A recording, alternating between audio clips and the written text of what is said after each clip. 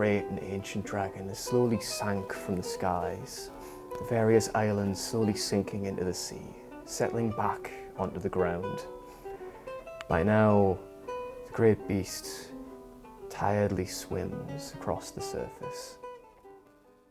I've been playing D&D probably for about 2 years. It's just one of those things, it always kind of been on the peripheries for me. I'd had like old mates from school who were really into it, and I definitely was not welcoming of it then. Welcome aboard the Dauntless. So, whereabouts am I taking y'all? I understand there's other people obviously have their different hobbies and different things they want to do. Maybe some people want to go join an art class, other people want to join a band or a sports team. Where are we supposed to be going? Good question, I don't know either. For me, it was just this nice kind of safe space of you didn't have to be you with it. You didn't have to worry about what you did being particularly too intense talent-wise. You were just there to relax and have fun and just tell some stories. Let's go to the battle. Right. That. Did you not get my letter? No, I'm illiterate. Shit. The game is as easy as it is complicated. There's around 30 or more books that'll give you little tidbits about different pieces. It'll explain different worlds, different monsters, different things you can be. But really, when you get down to it and when you start reading it, there's only around about a dozen or so pages of actual rules of what you're actually doing. Every other page when you go through it is kind of saying, this is a recommendation, this is a guideline. Someone will have written a story, and they're going to describe what's going to happen in different scenes. They'll explain where you are, what you're doing, and you, as someone at the table, will have made some kind of character with what you want to do. No one who's going to be like perfect at anything. They're going to be flawed, they're going to have their own things to them. And what it is your job is then to take in whatever's said by the person who's writing the story, who's putting this together, and think, well, what would I do? What would my character be doing with this? And for the most part, you would act it out. Who the hell are you? Shiator. I just keep freaking character, I'm sorry. He just kind of stares for a while and just slowly just reaches and pulls an eye patch down and over his eye. Ah, that's better. I was losing my depth perception. Okay, so. Who are you again?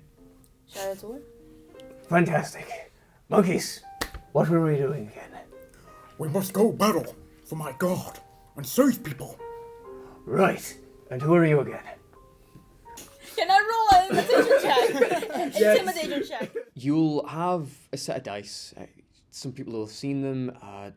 People who've seen things like Stranger Things or other shows online, you'll know the funny shaped dice. You'll know where that comes in. And they all have their different roles in it. Where the game becomes the game is you'll be asked to roll dice. Okay, intimidation, where is it? +5. Depending on what number will show up on the dice is how likely you are to succeed or fail. Oh, damn it, it's only 11. You just kind of look, and this would have been like cutting through the other members of the ship. This man is still pretty damn hazy from a lot of drinking. You can already smell there's a lot of vodka on this man's breath. As he's just kind of staring, like half lucid. Like the one eye that's not behind an eye patch is just sort of skittering about as he goes, no, I was right. That's my good eye. I started DMing probably about 6 months after I started playing. For me, the reason I kind of switched what side I was on and kind of started being the villain of the sessions was because I wanted a space where I could try different voices, I could workshop things.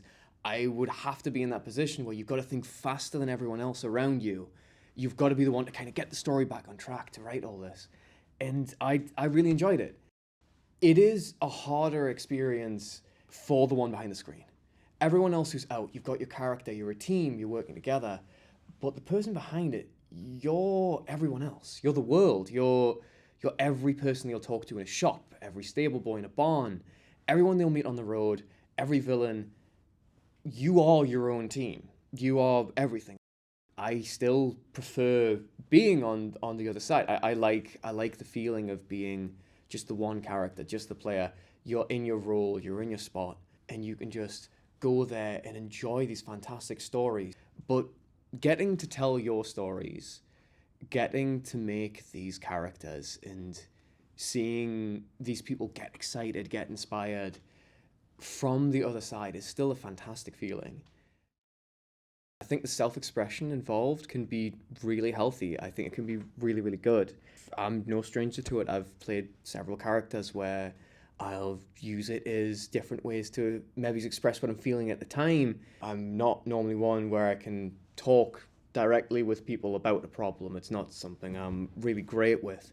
I'll kind of deflect and I'll move to other things. Whereas with the game, it's not you that's doing it. You have your character, your space. And it's not you that's going through that, it's them, and you're helping them through that. Your friends are helping them through that. To hit? Yeah. Against Juan? Yeah. Not. Another attack. That's not 20. Go for it. And Is it Smite! Level, do you have level 2? second level smite. So he's not undead, right? In reality, you could be burnt out with work. You could be really tired. You could be completely lost and just not know what you're doing. But for those few hours you sat down with friends, that doesn't matter. That's not you. You get to be this character that gets to be this big flamboyant presence that people can love or hate in equal measure, and you can enjoy just the chance to just let yourself loose. I've known a lot of people who've done it where it's helped them discover things about themselves they've never really had the chance to explore. I've had a lot of friends who've discovered their trans through the game.